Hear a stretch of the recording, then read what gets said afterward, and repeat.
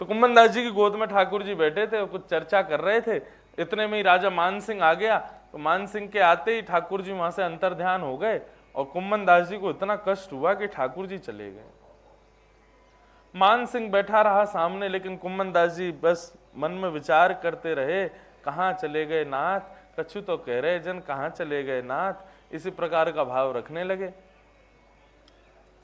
राजा मान सिंह सामने बैठा था, उसने कहा महाराज आप मेरे कहने से कभी कुछ सुनाते नहीं, कुछ गाते नहीं, ठीक है आपकी रुचि में, उस रुचि में बीच में कोई दखलंदाजी नहीं देना चाहता, लेकिन मैं आपसे प्रार्थना करना चाहता हूं।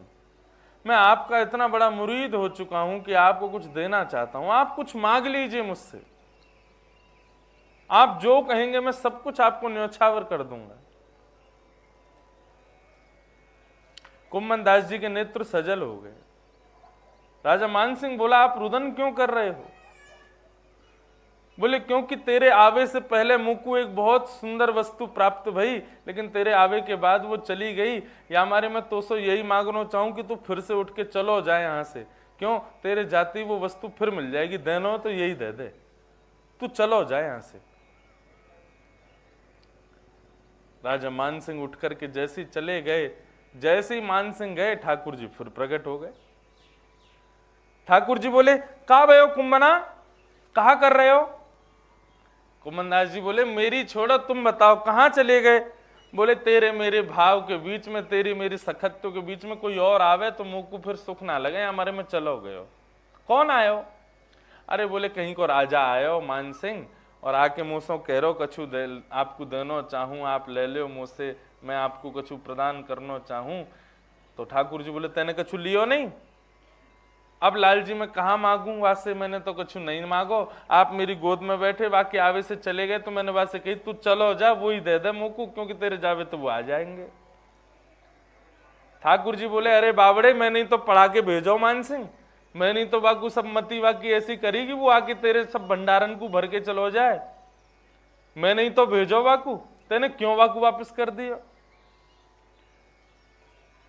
कछु ले ले तो। कुम्भन दास जी बोले यदि मैंने वहां से कछु ले लियो हो तो, वहां से कछु प्राप्त कर लियो हो तो, वहां से वाकी दी हुई वस्तु को स्वीकार कर लियो हो तो आप दोबारा मेरी गोद में नहीं आते। आपको लगती कि कुम्भन दास को तो अब सब मिल गया, अब मेरी क्या जरूरत है, अब मैं जाके अपनी लीला करूं। आप दोबारा मेरे पास यही मारे आए क्योंकि वाकी दई हुई वस्तु मैंने स्वीकार नहीं की, वाकी दई हुई वस्तु को मैंने अंगीकार नहीं किया, आप इसीलिए मेरे पास वापस आए। और ठाकुर जी हमारे लिए तो सर्वधन सर्व सुख सर्व सब कुछ आप ही हो, और क्या मांगे हम आपसे? ऐसा भाव श्री कुम्भन दास जी का। तो रूप, स्पर्श, गंध और शब्द, ये चार रस हैं, और इन चार रसों की प्राप्ति के लिए ही संसार में हम सब लोग भाग रहे हैं। किसी को रूप चाहिए, किसी को रस चाहिए, किसी को स्वर चाहिए, किसी को शब्द चाहिए, किसी को स्पर्श चाहिए, हमको यही चाहिए, और इसी की भागदौड़ में हम सब लोग लगे हैं। लेकिन ठाकुर जी के सखत्व, सखा के लिए यह भाव हो कि उसके लिए ये चारों रस के रूप में ठाकुर जी विराजे, और एकमात्र हमारे लाल जी हैं जिनके चारों रस विद्यमान हैं। ठाकुर जी रूप से भी विद्यमान है, ठाकुर जी रस से भी विद्यमान है, ठाकुर जी स्पर्श से भी विद्यमान है, ठाकुर जी शब्द से भी विद्यमान है, बस स्वीकार करने की देर है। जितेंद्रिय का भाव यही है, जिसकी प्रत्येक इंद्रिय ठाकुर जी को पाना चाहिए। हमारे अनंत रसिकों ने, हमारे अनंत भाव विभोर सखाओं ने, सबने ठाकुर जी को इन चतुर रसों में प्राप्त करने का प्रयास, पंच रसों में प्राप्त करने का प्रयास किया, इसलिए ठाकुर जी के वे सखा बन गए। सखा मतलब पूर्ण समर्पण, आत्मनिवेदन, सर्व प्रकार से ठाकुर जी के हैं हम, ये बात।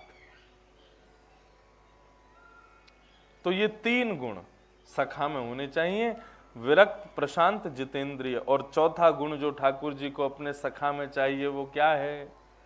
चौथा गुण है दया।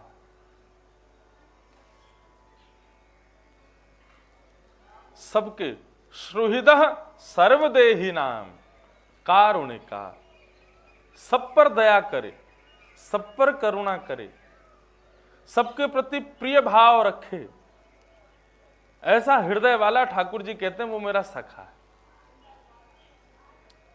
ऐसे हृदय से जो युक्त है ठाकुर जी उसको अपना सखत्व प्रदान करते हैं, जो सबके प्रति दया भाव रखे। और इसमें तो नामदेव जी से ऊंचा तो कोई और नाम याद आता ही नहीं।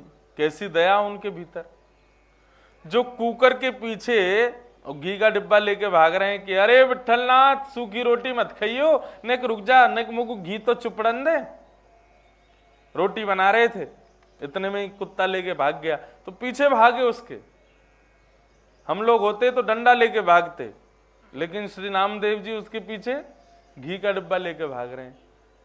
अरे विठलनाथ सूखी रोटी मत खाइयो, अरे विठलनाथ तुम्हारे मुखमंडल में आनंद नहीं आवेगो, गले में इर्ज जावेगी सूखी रोटी, ने घी तो लगान दो। घी का डिब्बा लेके कुत्ते के पीछे भागे तो कुकर में से श्री पंडरीनाथ भगवान प्रकट हो गए। पंडरीनाथ भगवान बोले आपने हमको यहां भी पहचान लिया? तो बोले आप नहीं हो कुकर में, सर्व जगह हो आप। सब पर दया करे और इस भाव से करे कि सब घट में ठाकुर जी हैं। हम लोग सुबह स्नान करने के बाद में अपने स्नानीय वस्त्रों को भी यदि ऐसे ही पैर से उठा के फेंक देते हैं, या जिससे अंग का प्रक्षालन किया, जिससे अंग को पहुंचा, उसको भी यथावथा कहीं फेंक देते हैं ना, तो वहां पर भी दया लेश हो जाती है। उस पर भी दया का भाव रखो, सदा दया में रहो, सब पर दया करो, ऐसा दयावंत बन के रहो कि ठाकुर जी को तुम प्रिय हो। क्योंकि श्रीमद् भागवत में भगवान ने अपना नाम द्रौपदी को दिया केवल एक भाव की वजह से, क्योंकि द्रौपदी के भीतर दया है। ये भी भगवान की सखी है।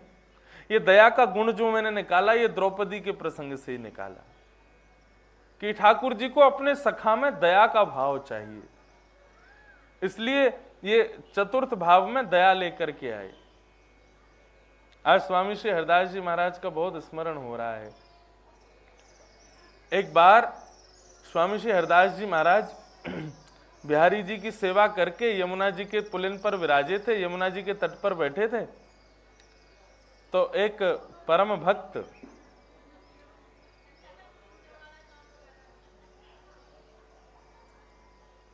उसको जब पता चला कि वृंदावन में कुंज बिहारी, अच्छा बिहारी जी का नाम बांके बिहारी बाद में हम लोगों ने रखा, उनका मूल नाम कुंज बिहारी।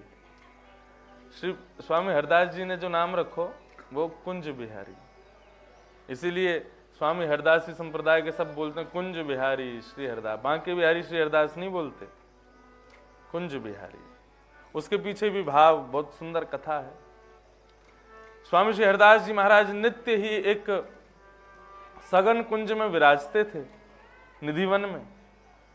तब बिहारी जी प्रकट नहीं हुए थे, और नित्य ही एक कुंज को जाकर के प्रणाम करते थे, एक ही कुंज को प्रणाम करते। सब स्वामी श्री हरदास जी के जितने भी अनुयायी थे, सबने सोचा ये स्वामी जी इसी कुंज को क्यों प्रणाम करते हैं, इसमें ऐसी क्या विशेषता है। विठल विपुल बिहारी जी स्वामी श्री हरदास जी के परम भक्त थे। एक दिन उन्होंने जिज्ञासा प्रकट की और स्वामी जी से कहा कि जय जय, आप इतने निधिवन बड़े राज में एक ही कुंज को क्यों प्रणाम करते हो, ऐसा क्या विशेषता है इस कुंज में। बोले आप जाके दर्शन करो। विठल विपुल बिहारी जी ने जब जाकर के उस कुंज का दर्शन किया तो उस कुंज में क्या पाया कि अनंत सखियों के मध्य में स्वर्ण सिंहासन पर, स्वर्ण सिंहासन के मध्य में श्यामा श्याम दोनों विराजे हैं, और स्वामी श्री हरदास जी महाराज वहां सखी भाव से श्री ललिता विशाखा के रूप में दो सखियों के मध्य में श्याम सुंदर विराज रहे हैं, और स्वामी जी उनकी सेवा में निमत्त हैं। ये दर्शन करके विठल विपुल बिहारी जी आनंद विभोर हो गए। स्वामी जी ने कहा था स्वयं जाकर के दर्शन करो, और सुनो जब दर्शन हो जाए ना तो प्रसाद लेके आना। विठल विपुल बिहारी जी ने जब दर्शन किया, प्रणाम किया, दंडवत हो गए, वहीं बहुत देर तक पड़े रहे। उस रूप माधुरी का दर्शन करके बहुत देर तक चित्त में संसार का कोई भाव ही प्रकट नहीं हुआ। अपनी भुजा उठा करके उस सघन कुंज की और प्रसाद की जब कामना की, तो विट्ठल विपुल बिहारी जी के उस भाव को देख करके श्यामा श्याम दोनों एक हो गए और विट्ठल विपुल बिहारी जी की गोद में आकर के बैठ गए। वही हैं श्री कुंज बिहारी, प्रकट हो गए, अपने हृदय से लिपटा करके लेकर के आए और आकर के जैसे ही स्वामी श्री हरदास जी को प्रदान किया, पूरे निधिवन राज में आनंद उत्सव होने लगा। स्वामी जी नृत्य करने लगे। आकाश में एक और सूर्य, दूसरी ओर चंद्रमा, दोनों एक साथ प्रकट हो गए। 33 कोटि देवता नृत्य कर रहे हैं कि आज बिहारी जी वृंदावन में प्रकट भये हैं। ऐसा सुंदर स्वरूप प्रकट भयो ठाकुर जी को। नित्य सेवा करते थे स्वामी जी। हमारे बिहारी जी को 2 चीजें प्रिय हैं, जैसे श्रीनाथ जी को 3 भाव प्रिय हैं, राग, भोग और सेवा। आपके घर के ठाकुर जी की यदि आप राग सेवा ना कर सको, सबसे श्रेष्ठ है राग सेवा। आप कुछ गा के ना सुना सको, कुछ कीर्तन ना सुना सको, कुछ भजन ना सुना सको, कोई बात नहीं, स्वर इतना अच्छा नहीं दिया ठाकुर जी ने तो भोग सेवा करो। लेकिन एक बात और याद रखना, यदि आपका स्वर उचित नहीं है ना, स्वर ज्यादा बढ़िया नहीं है, तो ज्यादा मत गाना ठाकुर जी के आगे। ये बात हम सत्य कह रहे हैं। यदि स्वर मधुर नहीं है और ठाकुर जी के सामने जबरदस्ती रह रहे हो ठाकुर जी को सुख नहीं मिलेगा। बुरा नहीं मानना, आपका स्वर अच्छा नहीं है, ठाकुर जी ने आपको उस भाव के लिए भेजा ही नहीं है, इसलिए उसको कट्टस कर लो, बोले कि इसके लिए मैं आया ही नहीं हूं, तो ये भाव मुझे स्वीकार देना ही नहीं है ठाकुर जी। बाकी के और हैं क्या, राग नहीं दे सकते, भोग दो। लेकिन एक बात कहूं, जिनके पास राग का भाव है, जिनके पास स्वर है, वो अपनी कंधा को रोज थपथपाया करो। ठाकुर जी ने कितनी कृपा की कि आपको स्वर दिया। अनंत निप्रति स्वामी श्री हरदास जी महाराज से लेकर के और वहां सूरदास जी तक सबका ये मानना है, सबका ये स्वीकारीकरण है कि ठाकुर जी नम, यम, नियम, आसन, प्राणायाम, प्रत्याहार, जप, तप आदि इन सब भावों से मिलेंगे। कितने वर्षों में, कितने समय में, कितने दिनों में मिलेंगे कुछ कह नहीं सकते, लेकिन यदि आपके पास स्वर है तो स्वर के गायन के कुछ क्षण बाद ही ठाकुर जी का अनुभव आपको हो जाएगा। आप लोग कहोगे महाराज जी आपके पास तो स्वर है, आपने अपना पक्ष तो भारी कर लिया, और हम लोग कहां जाएं? गजराज तारो तेने आवने को, जावने को, खावने पकावने को मीराबाई तारी है। यदि स्वर का भाव अच्छा नहीं है तो भोग की सेवा करो, ठाकुर जी को नित्य भोग बनाओ। अच्छा एक बात, राग सीखने पर आएगा, भोग भी सीखने पर आएगा, लेकिन राग सीखने के बाद भी उतना बढ़िया आएगा ये कह नहीं सकते। भोग सीखने के बाद अच्छा आ जाएगा, इसलिए भोग सुंदर सुंदर बनाओ, नई नई वस्तुएं बना बना करके ठाकुर जी को पवाओ। आप कहो कि अब से भोग भी नहीं होता, तो तीसरा तो आपको करना पड़ेगा क्या, ठाकुर जी का श्रृंगार करो। आप कहोगे महाराज जी हमसे नहीं आता, माला कैसे पहनाते हैं, पोशाक कैसे पहनाते हैं, कुछ नहीं आता, तो एक काम मेरे कहने से कर लेना, केसर लेना, चंदन से उसको घिसना, बढ़िया जब केसर चंदन युक्त होकर के बढ़िया चंदन तैयार हो जाए तो ठाकुर जी के माथे पर और दोनों कपोलों पर थोड़ा थोड़ा चंदन लगा देना। ठाकुर जी उसी से रीझ जाएंगे, उसी से आनंदित हो जाएंगे। तीनों में से कुछ तो होना चाहिए जीवन में, या तो राग हो, या तो भोग हो, या फिर श्रृंगार हो। और तीनों से ही वंचित हो तो फिर तो सीताराम कृपा करें आप पे, चकाचक भोग पाओ, तान दुपट्टा सो जाओ। आपको ठाकुर जी ने संसार की शोभा बनाने के लिए भेजा है, संसार की शोभा बनाओ। हाँ, कुछ लोग संसार की शोभा में भी तो रहें, सब भक्त हो जाएंगे फिर संसार कैसे चलेगा। इसलिए राग भोग श्रृंगार तीनों में ही रुचि नहीं है तो फिर आपको ठाकुर जी को दूर से प्रणाम किया कर, जय हो। अब होटल में जगह ही नहीं है तो कहां घुसोगे, सब ऑक्यूपाइड हो गया तो फिर कहां जाओगे, कहीं और ही व्यवस्था देखो अपनी। लेकिन प्रयास तो करना चाहिए। हमारे बिहारी जी को दो चीज प्रिय हैं, एक तो राग और दूसरा इत्र सेवा। हरिदासी परंपरा जैसी इत्र सेवा पूरी परंपराओं में कहीं नहीं होती। जब भी आप निधिवन राज जाओ, जब भी आप तटीय स्थान जाओ, जब भी बिहारी जी के दर्शन करने जाओ, बिहारी जी अलग ही चमकते हैं। क्यों? इत्र खूब रज रज के लगवाते हैं। इत्र की सेवा बहुत प्रिय है ठाकुर जी को। तो स्वामी श्री हरिदास जी दोनों में ही निपुण हैं। राग भी सुनाते हैं ठाकुर जी को। आहा, नैना रूप भरे,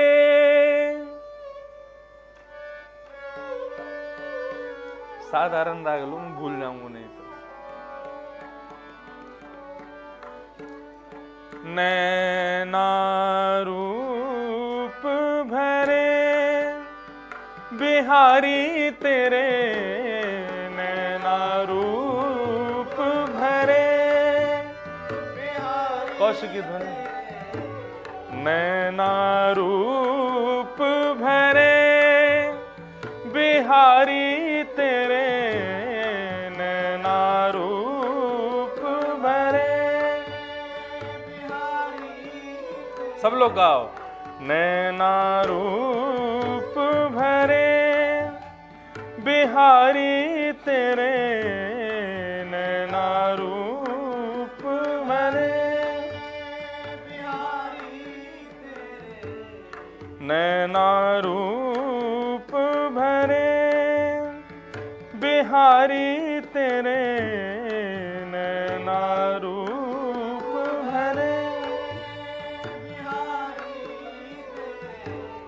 निरख निरख राधे प्यारी को, निरख निरख राधे प्यारी को, निरख निरख राधे प्यारी को, निरख निरख राधे प्यारी। अनत न कबहु टरे बिहारी तेरे, अनत न कबहु टरे बिहारी तेरे, नैना रूप भरे बिहारी तेरे, नैना रूप भरे बिहारी। आहा, श्री ललित मोहिनी जी वर्णन कर रहे हैं, लाला तुम्हारे नेत्र कैसे हैं? नैना रूप भरे, नैना स्वरूप भरे, नैना रस भरे, नैना श्रृंगार भरे, नैना सब भरे। सब कछु लाल जी के नेत्रन में ही विद्यमान है। और निरख निरख प्यारी राधे को अनत कबहु न टरे। बोले कैसे नेत्र हैं? बोले एक तो होवे कि कोई वस्तु की सुंदरता देख करके आप थक जाओगे, लेकिन लाल जी के नेत्र कैसे हैं? बोले किशोरी जी 24 घंटा देखते रहे फिर भी उनको मन भरे ना है। नैना रूप भरे बिहारी तेरे, नैना रूप भरे बिहारी तेरे, नैना रूप भरे बिहारी तेरे, नैना रूप भरे। हाँ सुख को सार समूह किशोरी, सुख को सार समूह किशोरी, सुख को सार समूह किशोरी, सुख को सार समूह किशोरी। उमगी उमगी अंको भरे, उमगी उमगी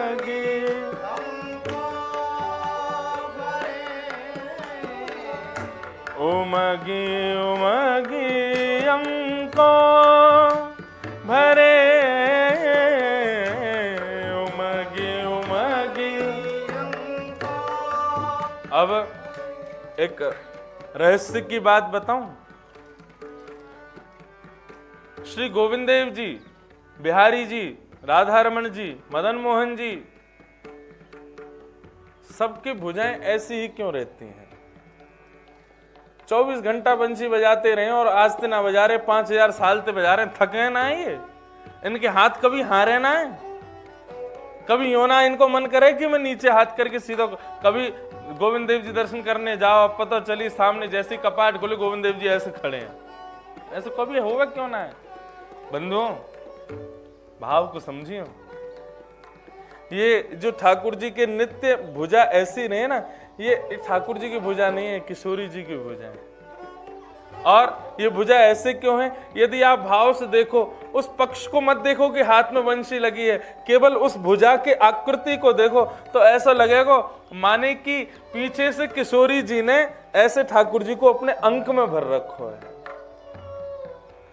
ये भाव पक्ष है ठाकुर जी को। ये जो लाल जी सदैव इस त्रिभंग लली मुद्रा में रहते हैं, ये त्रिभंग लली भाव क्या है? ये भुजा ठाकुर जी की नहीं है। ठाकुर जी तो यूं खड़े हैं, पीछे किशोरी जी को पकड़ रखो है। क्यों? पद्दी पे चढ़ी हुई है ना। ये भुजा कौन की है? बोले ये तो किशोरी जी की है, ठाकुर जी को अंक में भर रखो है। ये भाव है। या हमारे कभी थके ना है ठाकुर जी। सुख को सार समूह किशोरी, सुख को सार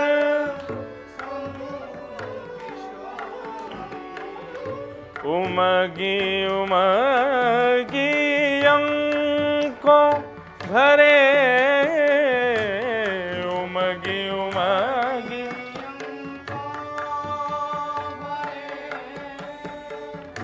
नैना रूप भरे बिहारी तेरे, नैना रूप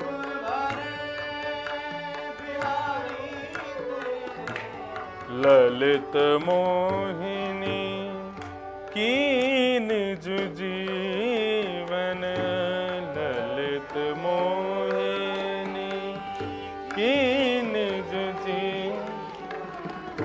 उर सूरज अरे बिहारी तेरे, उर सूरज अरे बिहारी तेरे, नैना रूप भरे बिहारी तेरे, नैना रूप भरे बिहारी तेरे, नैना रूप भरे, नैना रूप भरे, नैना रूप बिहारी तेरे, रूप भरे। वाह! श्री बिहारी जी प्रकट भये वृंदावन में, और स्वामी श्री हरिदास जी महाराज नित्य ही राग की सेवा, भोग की सेवा और श्रृंगार में इत्र की सेवा से लाल जी को खूब आनंद प्रदान करें। ठाकुर जी को इत्र की सेवा या हमारे भी भाव है कि जब स्वामी श्री हरिदास जी महाराज इत्र से ठाकुर जी को सराबोर कर दें ना, तो इत्र लगाते लगाते, लगावे से पहले तो केवल लाल जी हैं, लेकिन इत्र लगावे के बाद में जब इत्र लगा के स्वामी जी पीछे हटे ना, तो ठाकुर जी के कपोल में स्वामी जी को ही प्रतिबिंब आ जाए।